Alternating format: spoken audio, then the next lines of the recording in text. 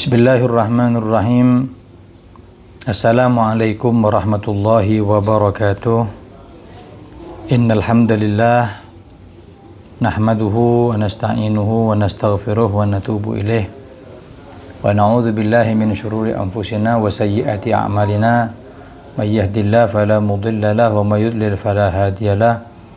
Allahumma shalli wa sallim ala sayyidina Muhammadin miftahi babi rahmatillah adada ma fi ilmillah salatan wa salaman daimaini bidawami mulkillah wa ala alihi wa ashabihi wa man wala amma ba'd.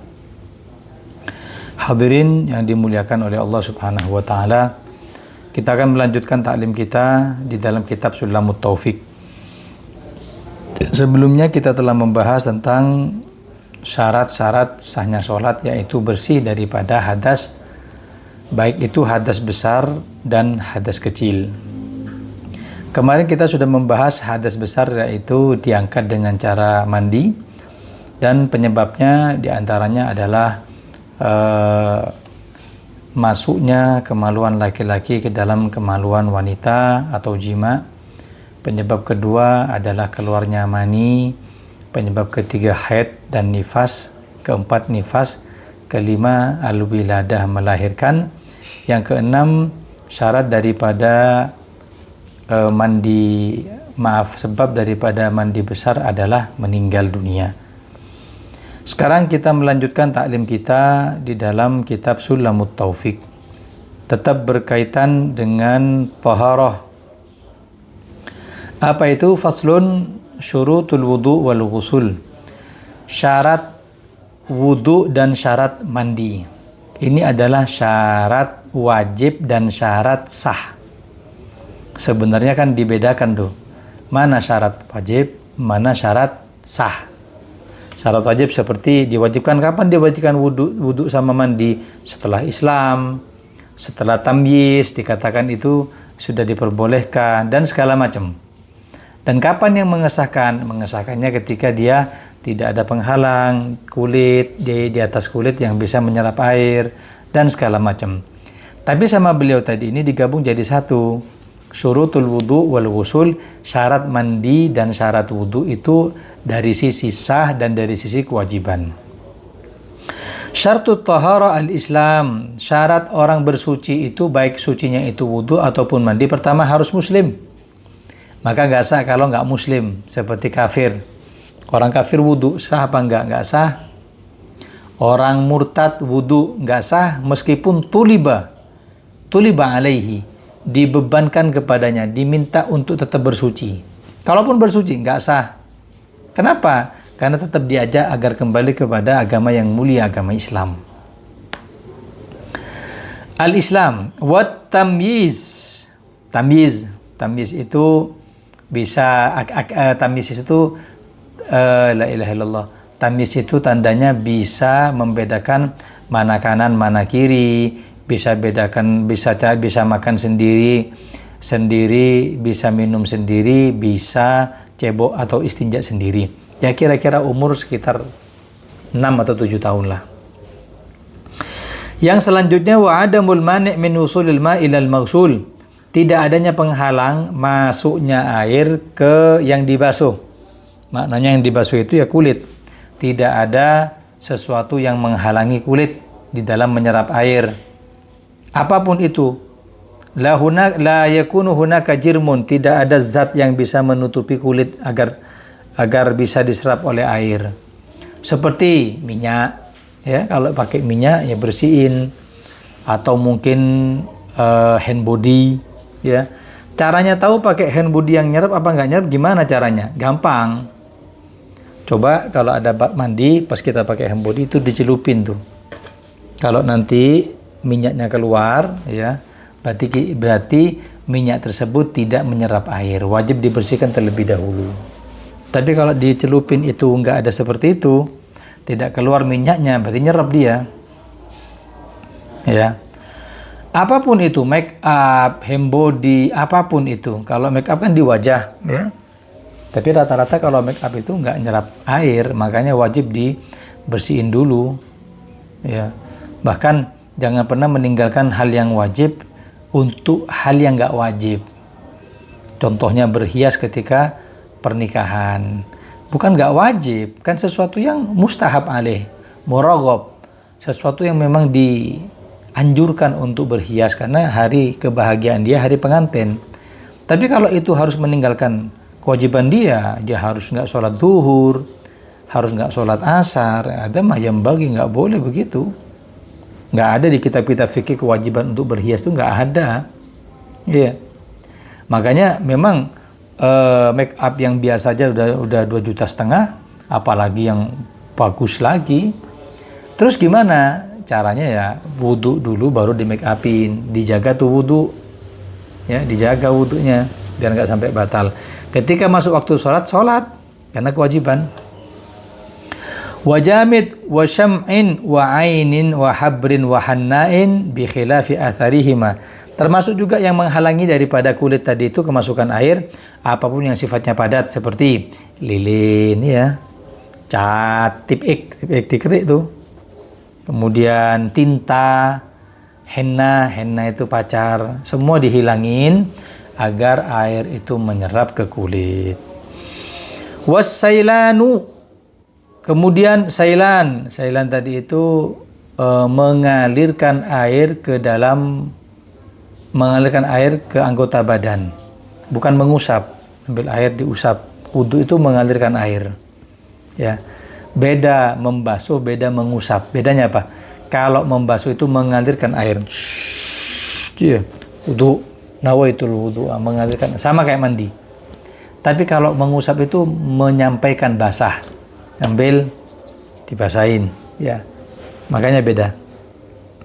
Wa yakunal ma'u mutahhiran mutlaqan. Jelas syarat daripada sahnya wudu dan mandi tadi itu harus menggunakan air yang suci dan bisa mensucikan, karena air itu ada 4. Ada air ma'ul mutlak. Air itu ada 4 ya. Air mutlak namanya. Apa? Air suci dan mensucikan. Apa itu? Air yang seperti biasa tadi itu, yang lebih dari 2 kulah. Air yang bisa mengangkat hadas, bisa membersihkan najis.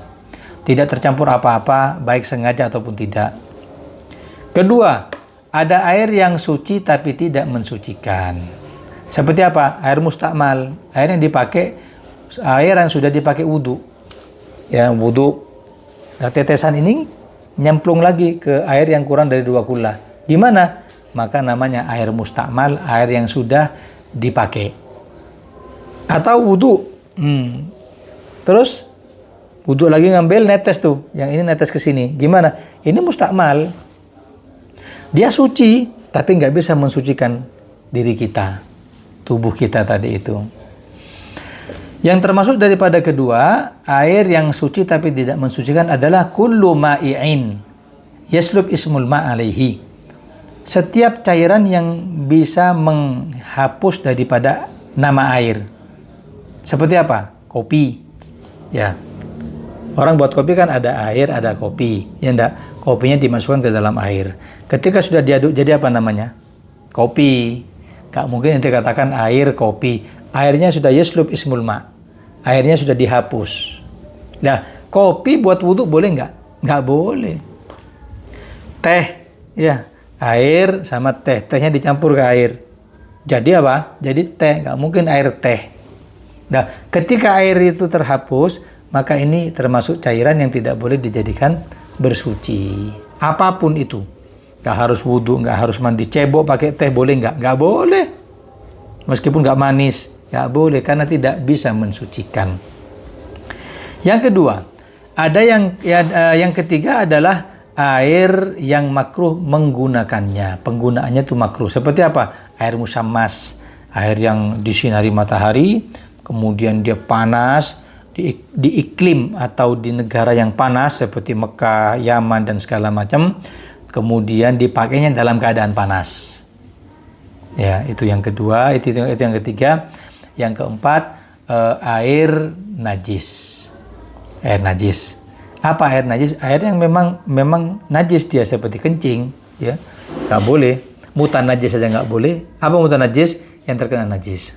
Kalau najis, ya betul-betul memang intinya zatnya itu najis. Kemudian Wa yakunal ma'u mutahhiran bi alla yuslab ismuhu bi mukhalatatin tahirin. Maknanya air suci tadi itu air yang tidak sampai merubah nama air, baik kecampuran sesuatu yang suci. Yastaghnil ma'anhu, yang air tadi itu nggak butuh dengannya. Wa alla yataghayyar bi najasin walau taghayyuran yasiran, dan air tadi itu tidak terubah dengan najas meskipun sedikit. Ya, perubahannya sedikit Ustaz. Apa yang jatuh? Yang jatuh najis. Ya nggak bisa, maka namanya air mutanajjis. Wa in kana al-ma' dunal kullataini, apabila air itu kurang dari 2 kullah. 2 kullah itu berapa sih? 2 kullah itu kata ulama sekitar 216 liter air. Kalau kita pengen tahu yang di bak mandi murabba itu gampang caranya. Gimana? Difulin tuh airnya dulu sampai ke atas bak mandi, lalu diukur 1 dirok setengah. 1 dirok setengah panjangnya, 1 dirok setengah lebarnya, dan 1 dirok setengah kedalamannya. Kalau sudah ukuran bak mandinya lebih daripada yang diukurkan ini, 1 dirok setengah. 1 dirok ini sampai siku hadirin. Sampai siku ini, itu 1 dirok. Tambahi setengahnya, sampai sini. 1 lengan lah. Panjangnya bak mandi, lebarnya bak mandi, sama dalamnya bak mandi. Kalau ini melebihi, maka kamu boleh, maka air itu 2 kullah, boleh kamu langsung wudhu di bak mandi. Tapi kalau itu kurang daripada itu, maka nggak boleh. Kalau kamu pakai seperti itu langsung, maka air sisanya adalah air mustakmal, air yang sudah digunakan bersuci. Kasihan yang selanjutnya. Kalau air tadi itu kurang dari 2 kullah, zida bi alla yulaqiyahu najasun ghairu ma'fuin anhu, boleh ditambahi biar menjadi apa? Biar menjadi 2 kullah. Ya. Ada air mustakmal kurang dari 2 kullah. Biar bisa dipakai bersuci bagaimana? Tambahi. Ditambahi sampai mencapai 2 kullah lebih. Bi alla yulaqiyahu najasun ghairu ma'fuin anhu, sekiranya tidak kejatuhan najis yang tidak dimakfu. Karena ada najis-najis yang dimakfu, yang dikasih keringanan dalam syariat. Seperti apa? Najis yang tidak terlihat oleh mata, panca indera. Kayak ada lalat, ya, pas kita kencing, lalat itu hinggap di kencing kita. Tahu tuh, pasti kena najisnya tuh lalat tuh kan. Kemudian kemudian nyentuh ke baju kita. Ya. Najis kan berarti kan? Saya tanya, kelihatan nggak najisnya? Kamu kelihatan nggak kakinya lalat yang nginjek kencing tadi itu? Kalau nggak kelihatan ya sudah, najis seperti itu dimakfu. 1. Kedua, al-hayawan alladhi la dama laha sa'il, hewan yang ketika dibelah badannya tadi itu tidak mengalirkan darah. Seperti apa? Seperti serangga, ya, kecoa, ya mungkin ini cicak tadi itu. Bagaimana kalau kejatuhan di dalam air dimakfu? Kalau sudah bangkai lain lagi ya, kita nggak ngomong ya. Kita ngomong masih dia jatuh ke air tapi hidup. Walau ustu'mila fi raf'i hadatsin aw izalati najasin, atau air yang kurang 2 kullah tadi itu belum digunakan untuk bersuci. Kalau digunakan setelah digunakan bersuci, maka namanya mustakmal, nggak bisa digunakan bersuci kembali. Ya. Lanjut, karena beliau tadi itu meringkas-ringkas bahasan-bahasannya. Pembahasan diringkas biar cepat selesai. Wa man lam yajidil ma aw kana yadurruhul ma. Apabila di dalam penggunaan air itu kamu nggak boleh atau nggak dapat air, kering, ya paceklik, nyari air di sana nggak ada, di sini nggak ada. Atau mungkin dokter bilang jangan sampai kena air nih luka ini. Bagaimana? Tayammama, maka boleh bertayamum. Tayamum beda dengan wudu. Yang diusap oleh debu tadi itu, oleh abu tadi itu, bukan seperti wudu, tapi hanya wajah dan kedua telapak tangan dan kedua tangan sampai siku. Tayammum, maka boleh bertayamum kapan? Ba'da dukhulil waqti wa zawalin najasah, setelah masuknya waktu. Kenapa? Karena tayamum taharatun dhaifah. Taharah bersuci tapi lemah. maka boleh pakai tayamum setelah adzan. Nggak boleh tuh orang tayamum sebelum adzan. Kecuali tayamum untuk sholat, untuk baca Quran boleh, untuk sholat sunnah boleh. Tapi kalau untuk sholat wajib nggak boleh setelah, kecuali setelah masuknya waktu atau tergelincirnya matahari di waktu zuhur. Ya waktu zuhur diketahui dengan apa? Tergelincirnya matahari kan?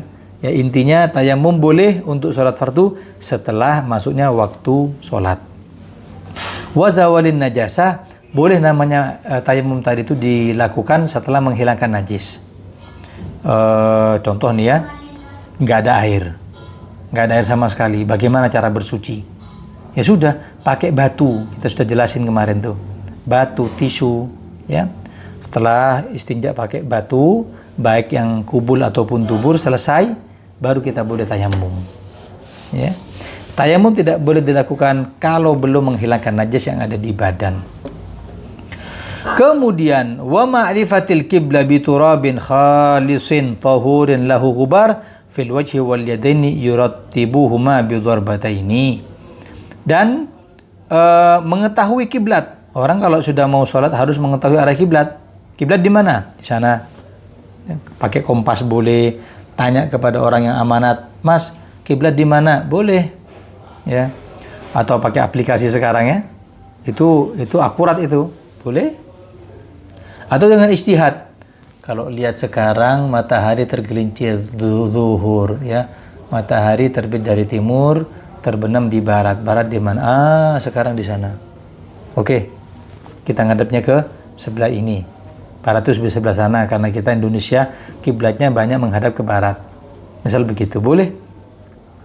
Dan orang tayamum tadi itu biturabin menggunakan apa? Abu khalisin yang murni, nggak kecampur dengan kerikil. Tahurin, abu yang suci. Lahu ghubarun, yang memiliki asap. Jadi ketika dikepuk itu ada asapnya. Abu yang tidak ada asapnya, tidak ada ghubarnya, nggak bisa dijadikan tayamum. Seperti pasir nggak bisa dijadikan tayamum. Nggak semuanya abu. Ustaz, kalau misalkan abu yang ada di balik karpet ini, kan ketika digepuk ini kan keluar, ya itu boleh itu. Atau di kaca-kaca ya abunya, debunya itu boleh. Di mana fil wajhi wal yadaini yurattibuhuma bidarbataini, maka yang diusap adalah wajah, kemudian kedua tangan, ambil lagi. Yurattibuhuma bidarbataini, harus 2 kali pukulan. Ini air, ini abu nih ya. Caranya nih gini. Ini abu tayamum. Kita bagi 2. Tepuknya tuh bagi 2. 1 bagian atas untuk wajah. Sunnah ditakhfif. Dikurangi abunya. Lalu diusapkan. Dan niatnya daripada tayamum tadi itu bukan nawaitu tayammuma li raf'il, bukan, tapi niat kebolehan. Nawaitu istibahata fardhis shalah. Saya niat dengan tayamum ini diperbolehkannya sholat. Karena tayamum bukan alat untuk toharo. Dia lemah. Dia pengganti daripada air. Ada air afdolnya. Iya.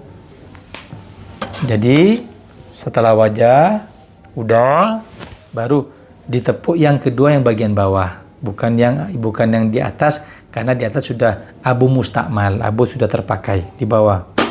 2 kali tepukan kan, tadi kan 1 di atas, yang kedua ditakfif lagi, dikurangi biar nggak begitu banyak abunya, baru nih caranya nih, set sampai siku diputar, jempol ketemu jempol, set selesai. Maka dia sudah dikatakan suci secara kacamata syariat dan boleh melakukan 1 sholat fardu dan semua kesunahan yang lain. Mau sholat sunnah, ba'diyah, mau ngaji Quran dengan 1 tayamum, boleh nggak? Boleh aja. Tapi kalau misalkan dia tayamumnya tadi itu dengan niat bukan fardhu sholat, saya niat kebolehan membaca Al-Quran, sunnah kan? Maka tayamumnya hanya boleh baca Al-Quran. Yang lain nggak boleh. Sholat sunnah nggak boleh, apalagi sholat fardu. Ya. Biniyati istibahati fardhu shalah ma'an nakli wa masyi awwalil wajhi. Selesai. Ini hal-hal yang perlu disampaikan agar kita tahu apa saja syarat sahnya wudhu dan mandi dan bagaimana tayamum. Ya. Tayamum bisa batal dengan 3 hal. Pertama ar-riddah, murtad. Ya. Dengan orang tadi murtad keluar dari agama langsung menjadi apa? Langsung menjadi batal. Langsung menjadi batal daripada tayamumnya tadi itu. Kemudian melihat air. Sudah sholat dengan tayamum, tiba-tiba air hujan, bagaimana? Batal. Dengan cara kamu ngambil wudhu lagi menggunakan air, kamu sholat lagi, tayamum kamu batal. Ya. Maka itu yang menjadi pelajaran kita hari ini. Mudah-mudahan bermanfaat, bisa diamalkan dalam kehidupan sehari-hari. Wassallallahu ala sayyidina Muhammadin wa ala alihi washabihi wasallam. Walhamdulillahi rabbil alamin.